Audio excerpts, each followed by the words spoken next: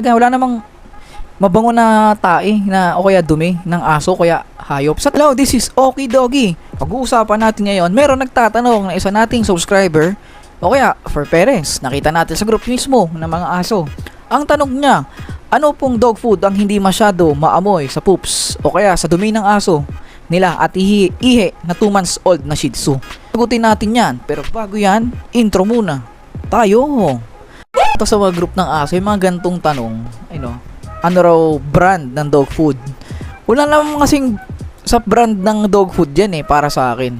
Sa simulang pag-aalaga ko ng aso, simula 2009 hanggang ngayon, kahit lahat karamihan ng dog food na pinakain ko sa alaga kong aso, hindi mo naman talaga may iwasan yung amoy. Saka yung sa ihi nila. Sa ihi nila pwede pa, painumin mo